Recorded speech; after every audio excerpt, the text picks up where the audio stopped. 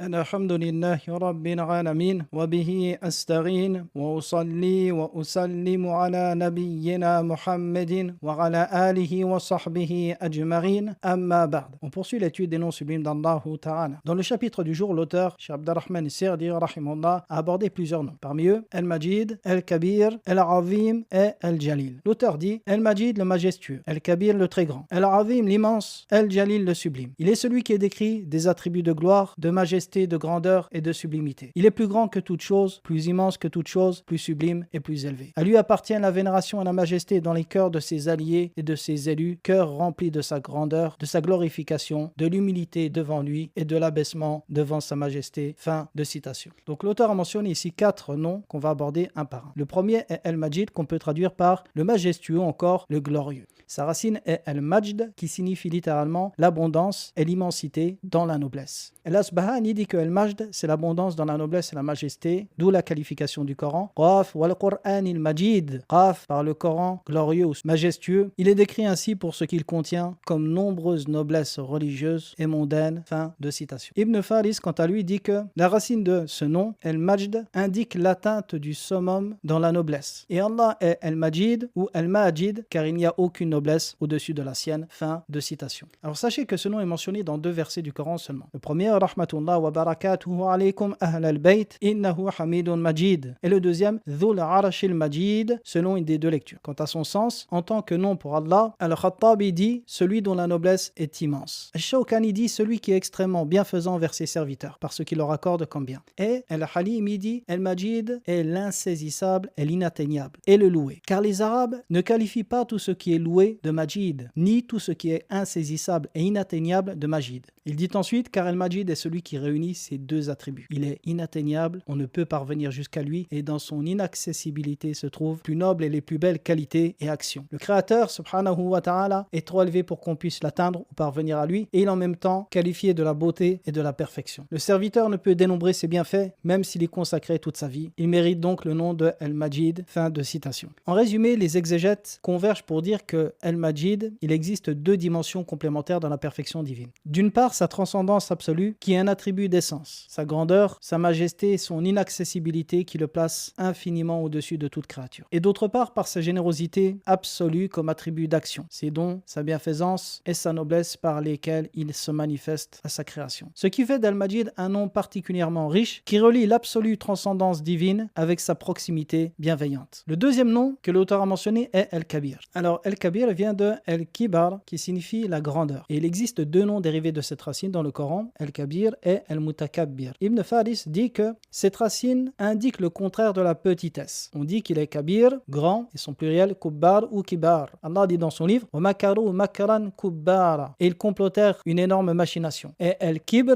lorsqu'on parle de Kibr ou Shay, cela désigne la plus grande partie de cette affaire. Allah dit dans son livre « Walladhi tawalla kibrahu » et celui qui est responsable de la plus grande partie de cette chose. Ce qui est voulu ici, c'est la calomnie qui a été faite sur Aïcha radiyallahu anha. Fin de citation de la parole de Ibn Faris. Donc, Al-Kabir peut se traduire par le très grand. Et ce nom est mentionné dans 6 versets du Coran. Parmi eux, Wa anna Allaha huwa al-aliyyul kabir, et certes Allah est le très haut, le très grand. Quant à Al-Mutakabbir, il est mentionné dans un seul verset, Al-Azizul Jabbaru Al-Mutakabbir. Quant au sens de Al-Kabir comme nom sublime d'Allah Ta'ala, qu'on peut traduire par le très grand, At-Tabari dit en explication de ce nom, cela signifie Al-Azim, l'immense. Tout est en dessous de lui et rien n'est plus grand que lui. Fin de citation. Cheikh Abdurrahman Sirdi, rahimahullah, dit dans l'explication de Al-Kabir, il est le très grand dans son essence, dans ses noms et dans ses attributs. De sa grandeur et de sa souveraine majesté, la terre entière sera dans sa poigne le jour de la résurrection. Et les cieux seront pliés dans sa main droite. Et parmi sa grandeur, son kursi englobe les cieux et la terre. Et parmi sa grandeur et sa majesté, les destins de ses serviteurs sont entre ses mains. Ils n'agissent que selon sa volonté et ils n'ont de mouvement ou ne demeurent immobiles que par son vouloir. Fin de citation. Ibn Abi Shayba et d'autres ont rapporté un hadith qui illustre bien la grandeur comme attribut d'Allah. D'après Abu Dhar, radiyallahu anhu, le prophète alayhi salatu wasalam a dit « Les 7 cieux, en comparaison au kursi, sont comme un anneau jeté sur une terre désertique. Et la supériorité de Al-Arsh du trône sur le kursi est semblable à celle de cette terre désertique sur cet anneau. » Fin de citation. Dans ce hadith, le prophète alayhi salatu wasalam a informé que la grandeur du kursi, en comparaison à toute la création des cieux et de la terre, est semblable à celle d'une terre désertique dans laquelle on aurait jeté un anneau. Et cet anneau, c'est les cieux et la terre. Donc imaginez la grandeur du kursi kursi. Et la grandeur de Al-Arsh, du trône, est semblable à celle de cette terre désertique et le kursi, l'anneau. Et Al-Arsh, le trône, est la plus grande des créations. Et Allah est plus grand que toutes ces créatures. Donc quand on sait cela, on comprend que la raison est incapable de concevoir l'étendue de la grandeur du kursi simplement. Que dire alors de celle de l'Arsh et que dire de celle du Créateur? Quant à Al-Mutakabbir, le nom Al-Mutakabbir, Al-Khattabi dit celui qui est très élevé au-dessus des attributs des créatures. On dit aussi c'est celui qui domine les tyrans de sa création et lorsqu'il conteste sa grandeur, il les brise. La lettre Ta qu'il y a dans Al-Mutakabbir indique l'unicité et la spécialisation, la spécificité dans la grandeur et non pas la prétention. Fin de citation. Al-Qurtubi dit que Al-Kibr et Al-Kibriya est à la base le refus de se soumettre et l'absence d'obéissance. Fin de citation. Ibn Nathir dit que Al-Kibriya désigne la grandeur et la royauté. On dit encore elle exprime la perfection de l'essence et la perfection de l'existence et nul autre qu'Allah ne peut être décrit ainsi. C'est la raison pour laquelle certains traducteurs ont traduit le nom Al-Mutakabbir par l'orgueilleux. Car comme l'a dit Al-Qurtubi, Kibr renvoie au refus de se soumettre, à l'absence d'obéissance, tout en désignant la grandeur et la royauté et la perfection d'essence et de l'existence. Et c'est la raison pour laquelle l'orgueil en réalité est un tribut qui ne sied qu'au Créateur, comme l'a rapporté Ahmed et Abu Daoud, rahimahumullah. D'après Abu Hurayra radiyallahu anhu, le prophète sallallahu alayhi wa sallam a dit Allah le Très-Haut a dit Al-Kibriya, la majesté, est mon manteau, et la grandeur, Al-Azama, est mon vêtement. Et celui qui tente de m'en disputer, ne serait-ce qu'une part, je le jeterai dans le feu. Fin de citation. Car Allah a promis aux orgueilleux de ce monde un châtiment douloureux dans plusieurs versets du Coran. Allah dit dans son livre Alaysa fi jahannam mathwa lil mutakabbirin. N'y a-t-il pas dans le feu un refuge pour les orgueilleux? Car les effets néfastes de l'orgueil sur le cœur de l'homme sont des plus graves. Parmi ceux-ci, le refus de suivre la vérité et la rejeter. Comme l'imam Muslim rapporte, le prophète alayhi salatu wassalam a dit Al-Kibr, l'orgueil, c'est rejeter la vérité et rabaisser les gens. Fin de citation. Le Kibr également est une cause de la disparition de la clairvoyance et du scellement des cœurs sur la mécréance. Comme Allah dit dans son livre Kadhalika yatba'u Allahu ala kulli qalbi mutakabbirin jabbar. Et c'est ainsi qu'Allah scelle le cœur de tout orgueilleux tyran. De même que l'orgueil peut obstruer l'entrée du croyant au paradis. Ibn Mas'ud radiyallahu anhu rapporte que le prophète alayhi salatu wassalam a dit n'entrera pas au paradis celui qui a dans le cœur ne serait-ce qu'un grain de moutarde d'orgueil. Fin de citation.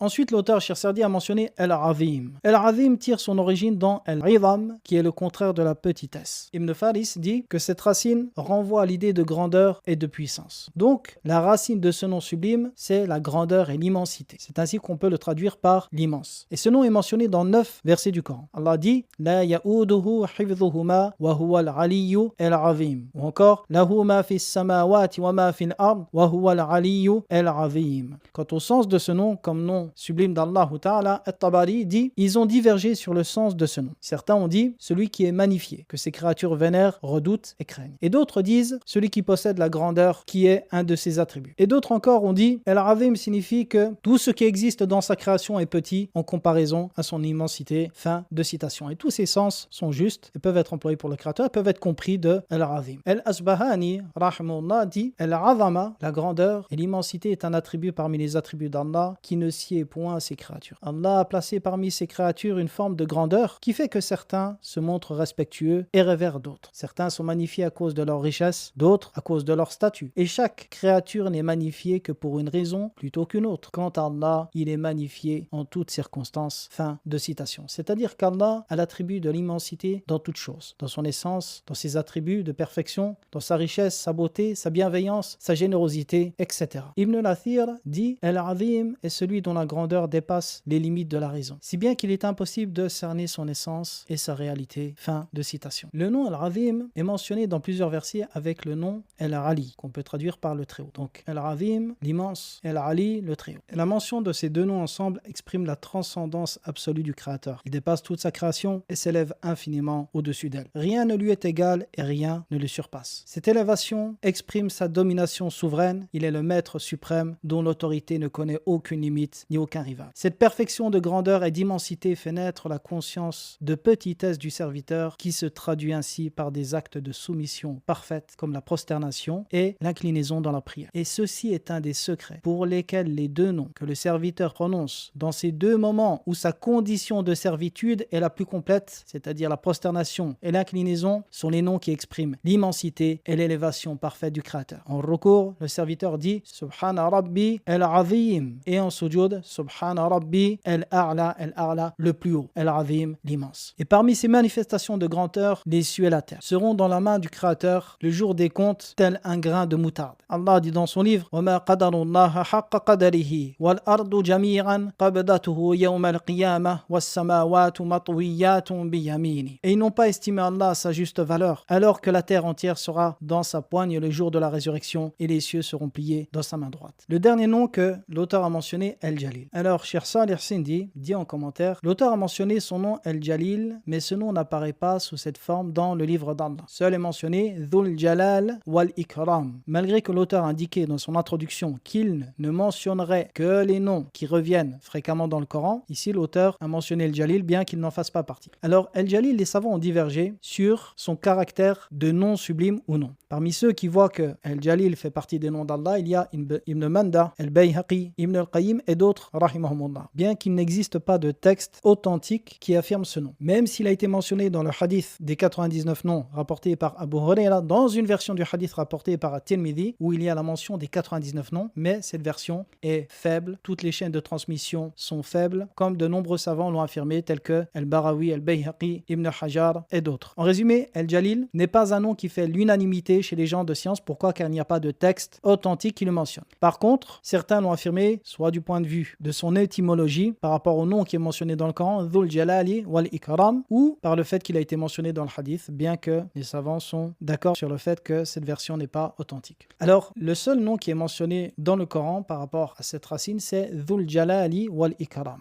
Et certains, comme Cheikh Al-Uthaymin, rahimahullah, voient qu'il fait partie des noms d'Allah. Dhul Jalal wal Ikram, alors Dhul littéralement veut dire celui qui possède ou qui a. El-Jalal, c'est l'infinitif du verbe Jalla, qui signifie être immense, être sublime. Ibn Faris dit: Jalla renvoie à 3 racines. Et l'une d'elles est Jalla Shay lorsqu'il est grand, ou Jullu Shay, la partie la plus importante et la plus majestueuse d'une chose. Et El-Jalal d'Allah, c'est sa grandeur. Il est le détenteur de la majesté et de la générosité. Fin de citation. Le nom d'Allah, Dhul Jalal wal Ikram, est mentionné dans 2 versets. Le premier, Wa yabqa wajhu rabbika dhul jalali wal ikram, et demeure le visage de ton Seigneur plein de majesté et de noblesse. Le deuxième verset, Tabarak asmu rabbika dhil jalali wal ikram, béni soit le nom de ton Seigneur plein de majesté et de noblesse. Et quant au sens de ce nom, il tourne autour du fait de celui qui est décrit par les attributs de majesté et de grandeur, tels que la perfection de sa puissance, sa royauté, sa pureté, sa science, sa richesse absolue, sa capacité et tous les autres attributs sublimes. Les paroles des savants s'accordent sur ces sens, parmi lesquels Ibn Abbas dit Dhul Jalali wal Ikram, celui qui possède la grandeur et la majesté. Ainsi, ce nom peut être traduit par le détenteur de la majesté ou le plein de majesté et de noblesse. Car El-Ikram, comme on l'a vu précédemment dans l'explication du nom El-Karim, renvoie à El-Karam, qui est la noblesse, la générosité. Et sachez que le prophète alayhi salatu wassalam a enjoint sa communauté à invoquer Allah par ce nom sublime. Comme Tirmidhi rapporte d'après Anas ibn Malik, radiyallahu anhu, le prophète alayhi salatu wassalam a dit: invoquez constamment par Ya Dhal Jalali wal Ikram, ô détenteur de la majesté et de la noblesse. De même que le prophète alayhi salatu wassalam était un excellent exemple dans cela, car il clôturait sa prière toujours par El-Istighfar. Il disait 3 fois Astaghfirullah, Astaghfirullah, Astaghfirullah, et ensuite il disait Allahumma anta salam wa minka salam tabarakta ya dhal jalali wal ikram, comme l'a rapporté l'imam Muslim d'après Thawban. Donc voici plusieurs noms qui ont des sens proches, qui renvoient tous à des attributs de perfection dans l'immensité, la grandeur, la beauté, la noblesse parmi les attributs d'essence, et la générosité pour certains. Parlons maintenant de l'impact spirituel de la connaissance de ces noms. Tous ces noms, comme nous l'avons constaté, renferment des attributs de grandeur, sublimité, immensité et noblesse. Et la connaissance de ces attributs joue un des rôles les plus grands dans la soumission et la dévotion du serviteur pour son Créateur. Savoir qu'Allah est l'immense, le plus grand, le sublime, le très noble, et que rien n'est égal à lui constitue une base dogmatique intrinsèquement liée au tawhid dans la connaissance, ce qui se répercute forcément sur le tawhid dans l'adoration par l'humilité, la crainte et la recherche du refuge et du secours auprès de lui exclusivement. Également, cette connaissance dissipe et affaiblit la peur et la crainte que le serviteur trouve pour ses créatures. Cela constitue une forme de force dans le cœur du serviteur lorsqu'il sait que celui qu'il doit craindre réellement, celui qui mérite sa crainte et son humilité, c'est Allah seul. Également, l'immensité et la grandeur du Créateur impliquent la soumission et l'acceptation de ses noms et ses attributs de perfection sans aucune ressemblance avec ses créatures. Lorsque la raison est incapable d'imaginer cette immensité et sa grandeur, il en est de même pour tous ses attributs. Ainsi, nous affirmons les noms et les attributs sans rechercher le comment, sans renier les sens ni les interpréter en les déformant afin de les rendre conformes à notre conception, à notre credo. Plutôt, la soumission dogmatique consiste à croire en leur sens comme il sied à la grandeur du Créateur sans ressemblance avec ses créatures. Et parmi les points importants qu'il convient de mentionner dans ce chapitre, lorsque l'on prend conscience de cette grandeur, cette immensité, bien qu'elle dépasse la raison, comme je l'ai dit, on comprend l'importance de ce qu'Allah a qualifié dans son livre de grand ou d'immense. Lui qui possède la majesté et l'immensité absolue. Il a qualifié dans son livre par El-Majd, le Coran et son trône. Allah dit dans son livre Bel huwa Qur'anun Majid. Et il dit en parlant du trône Dhul Arashil Majid dans une des lectures. Et il a qualifié son trône de El-Azim dans un autre verset Rabbul Arashil Azim, le Seigneur du trône immense. Donc imaginez l'immensité du trône. Et en ce qui concerne le Coran, comme l'a mentionné Al-Asbahani, il est décrit ainsi pour ce qu'il contient comme nombreuses noblesses religieuses et mondaines. Donc voici un résumé concis sur l'explication de ces noms. Sallallahu ala nabiyyina Muhammadin wa ala alihi wa sahbihi wa sallam.